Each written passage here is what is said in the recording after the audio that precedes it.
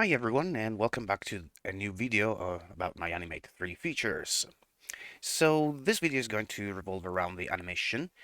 So it will serve both as a basic tutorial on how to set keyframes, so how animation works in general, a really basic one. And we're going to focus on the hands because that will also serve the purpose of showing what this rig animation data export and then also the import is actually all about, and how that can be quite useful and interesting to, you know, start planning to use.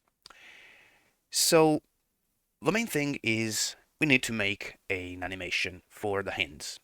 So I made a custom scale, the standard skeleton rig here.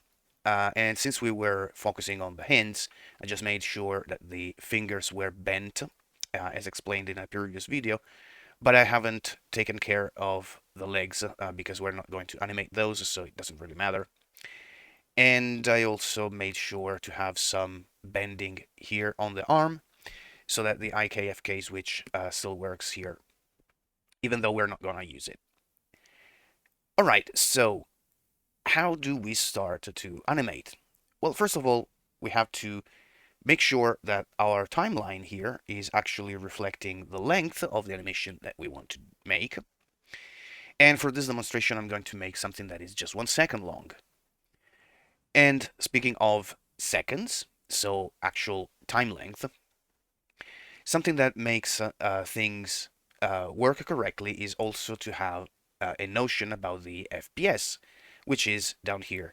And in Maya by default is 24 FPS. Now, FPS means frames per second, which means that 1 second is made up of this number of frames, currently 24. It would be all fine anyway, because the animation format of Second Life, the anim format, is actually FPS agnostic, and it only encodes time as it is. So it doesn't really matter what FPS you use, as long as there are enough frames for you to define your motion.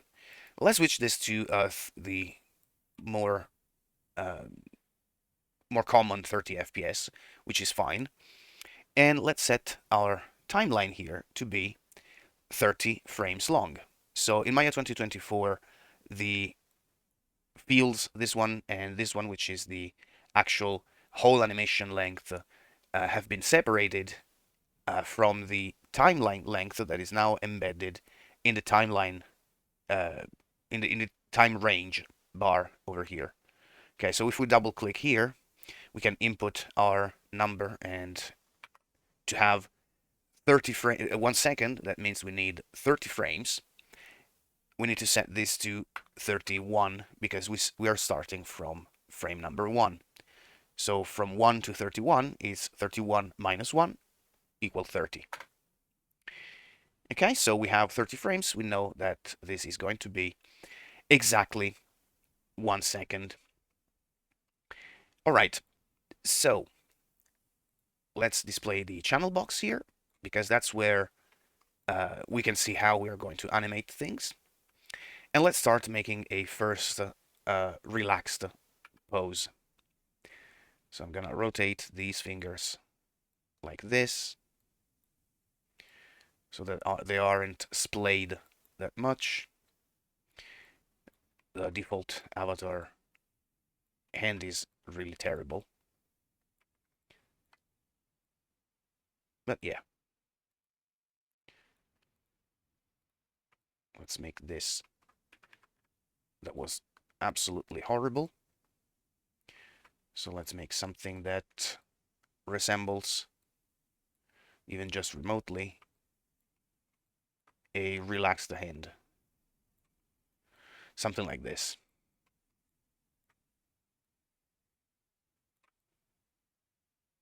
Okay, so this is going to be our first frame.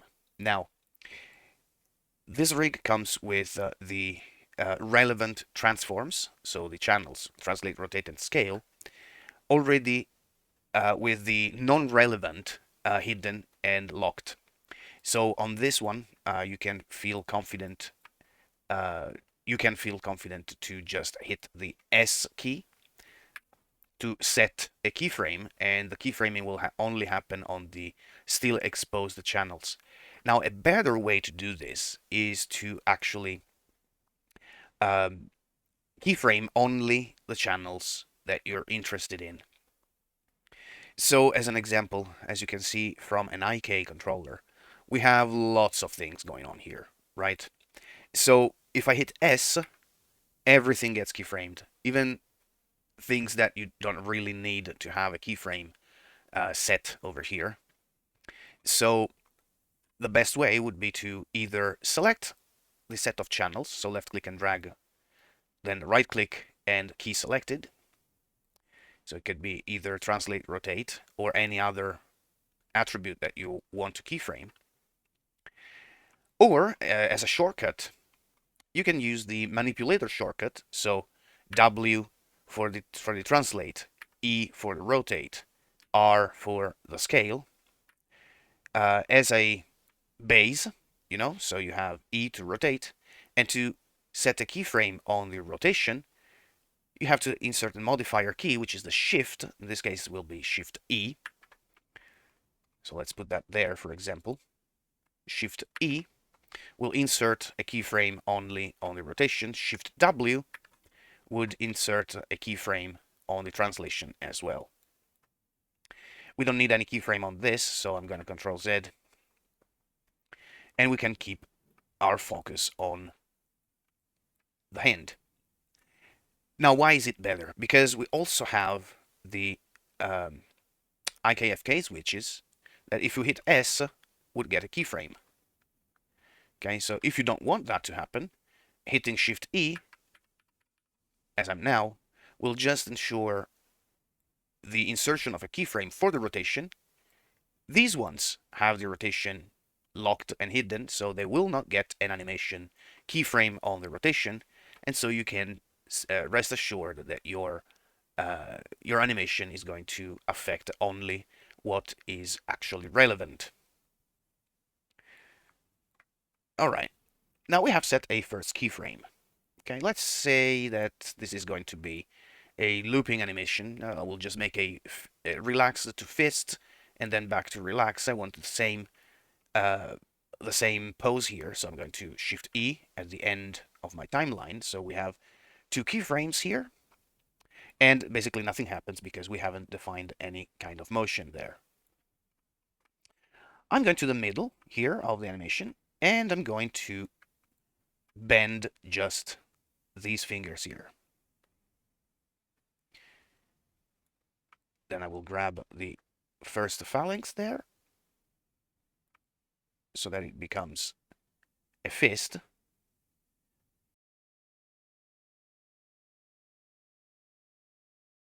Select all of them, not the wrist. Everything looks like it's selected. Shift E to set a keyframe on the rotation. And we have our animation.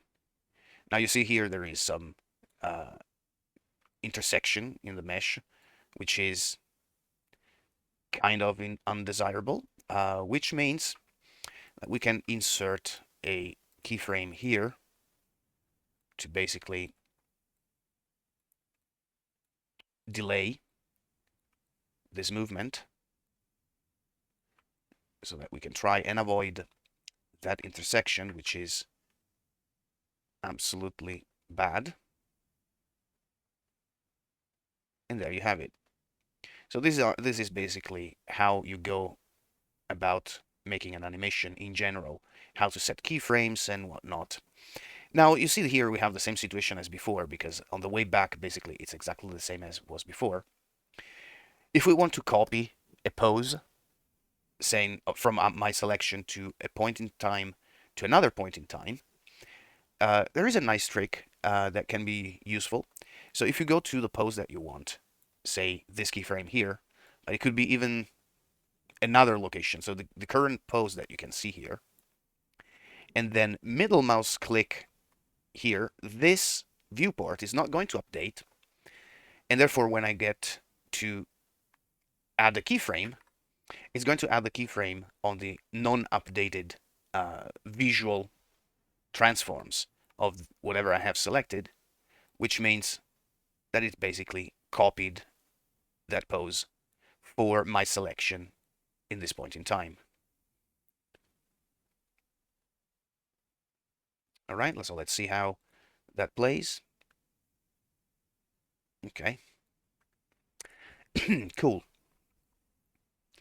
So this is basically the workflow. All right. I'm not going to do the same thing on the other side. All right, but you can totally do it. You can mirror the pose for the fingers over to the other side.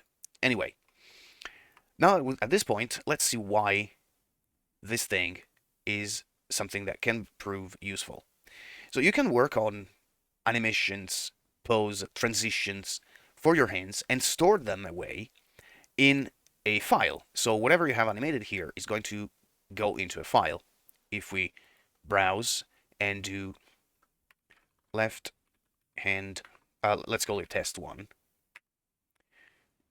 All right, and then export. Let's select everything there. Right, that's everything. I'm gonna remove this animation because this animation right now is, why didn't it? Okay, delete. Okay, it has been stored over here. All right, so let's see now when we store another animation. So from this pose, okay, let's make a point finger. So like these three, I'm gonna deselect that stuff down there.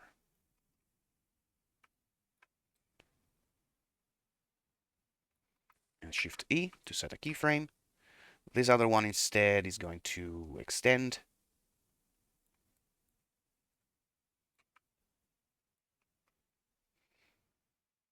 And so we can set a keyframe for that one. And finally, also the thumb will follow suit. And we're going to grab these. Probably needs more here and less here. Yeah, okay. And Shift E. So now we have this animation. And it might be nice to have, like, I don't know, the pinky here to begin earlier, right? And it begins at 12.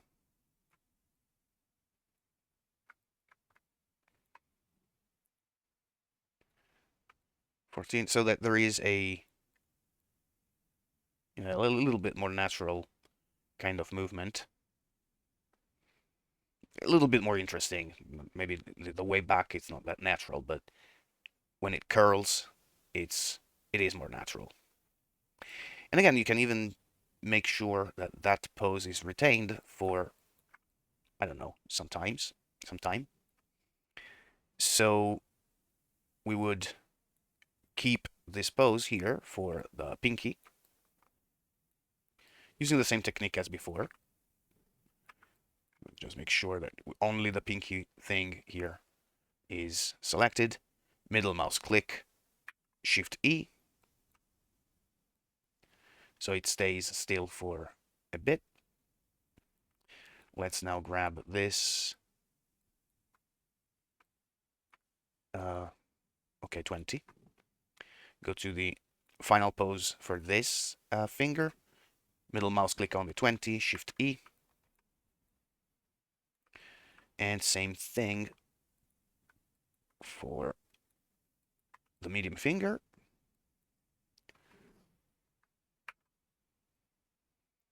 So that it stays still a little bit longer. And also this. Maybe this can stay still a bit longer than the other fingers. So middle mouse click there, Shift E. So it stays.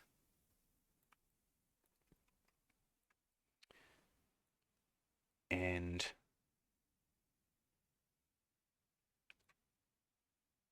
yeah, also this one. So the fingers stay in the final position for a bit longer, and then the hand relaxes again. Okay, so let's give it another name. So instead of test 1, it's test 2. And export. Cool. Now I'm going to delete all of the animation. Yeah, maybe if I selected everything, that would have worked a little tiny bit better, right? Okay, so why this is so interesting? Because if now I go in and left hand test 1, I'm going to import it.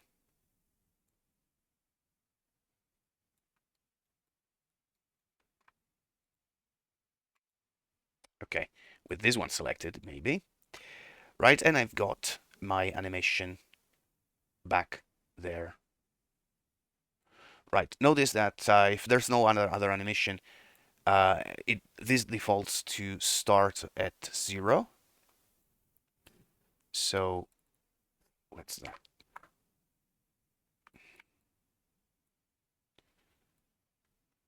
Sorry, my mistake. It just retained the thing. Cool. I did better than I thought. It starts from 1. So let's go back to 1. But now, if I have to make a longer animation, I can just concatenate another animation,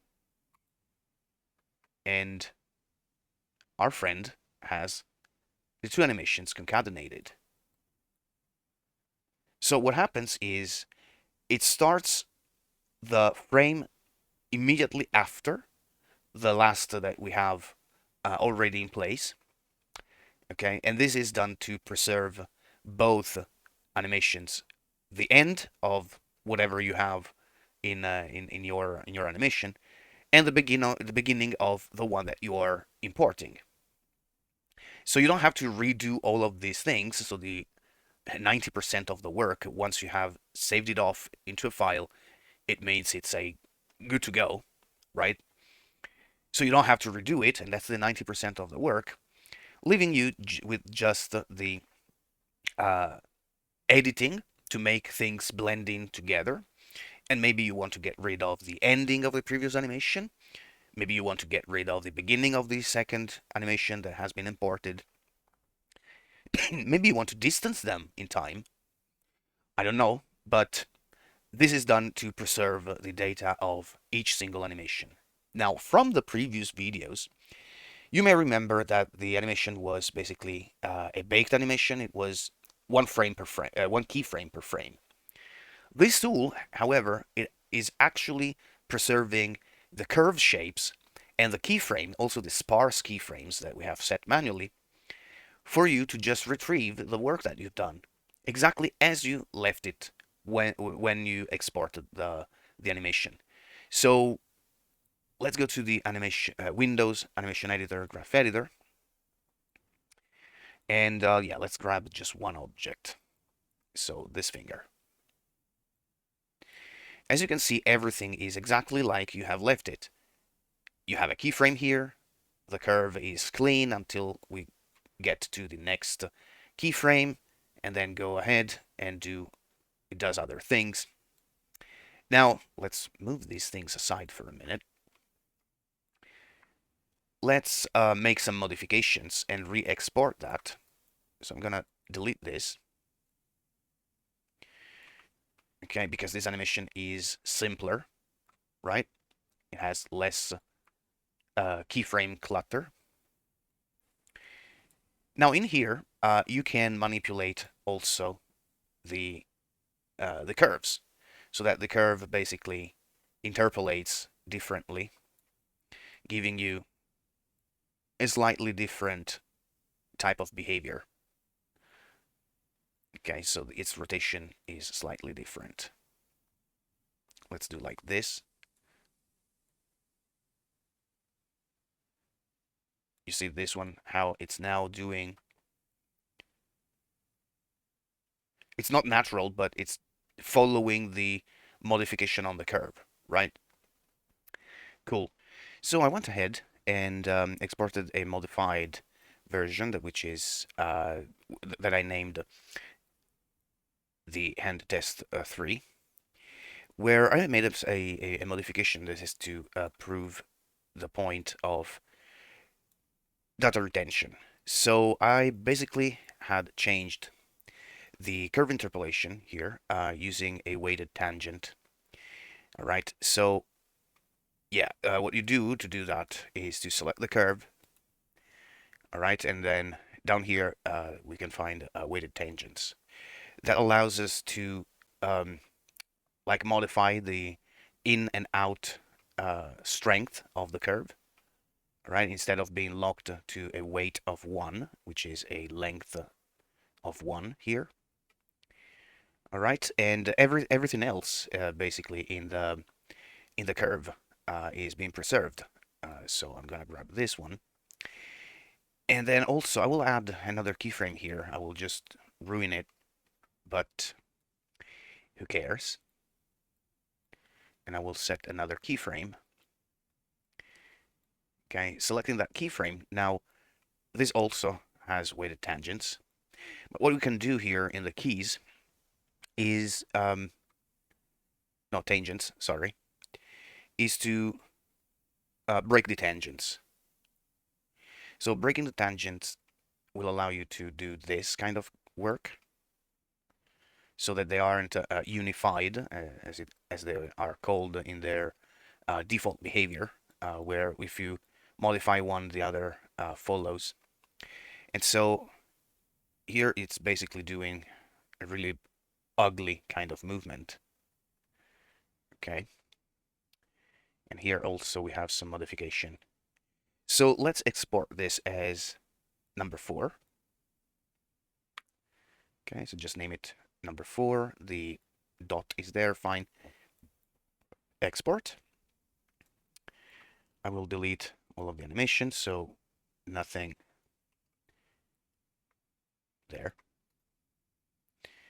Delete. And I'm going to re-import the number 4 to show you in the graph editor. Perhaps just select that one that we modified before. And also those kind of settings on the keyframe, on the curve, and all that is being preserved. So you can see what the potential applications could be about this. Now, I've done that on the hand, right? But nothing forbids you to do the same on the face. So you can create an animation that makes a smile. So also the transition going towards the smile, and export that, right? Or if you have um, if you have a mockup animation that includes the hands, for example, and then you transfer the animation to the body, then basically detach all of the animation from the rest of the controllers, like this, and keep the hand. You can export just the hand animation. The possibilities are many, really, really many. Uh, so the main idea there is to create a set of different uh, animation library pieces, right? So as soon as I go back to the number 1 here in the import, and then I import that, you will see that this gets attached like this. And then I want the test number 2, another animation, and import that. I get the regular finger point that we did before. And then the number 3 as well. And then the number 1 again. So you see that you can compose different animations this way. You can add uh, these animations to your existing animation because yeah, that works on based off of whatever you have animated already and gets added to that. And whatever you have exported at that point is going to be attached to the corresponding controllers. So say that we have here a animation where yeah, she's doing this kind of movement.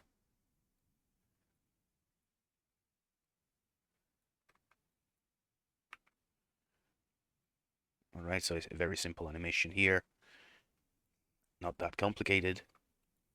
But then this is a hand animation, so I'm gonna import that. And this animation is being attached at the end, at the end of this animation here,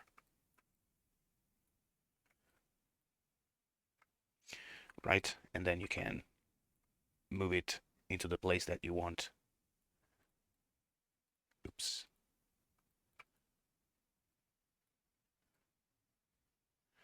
You know, and make it happen when you want it to happen.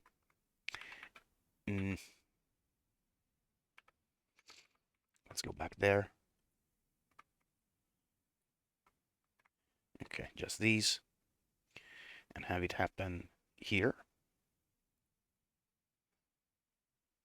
So you already have that animation done. It's just a matter of moving it to the section of the animation that you want it to be displayed.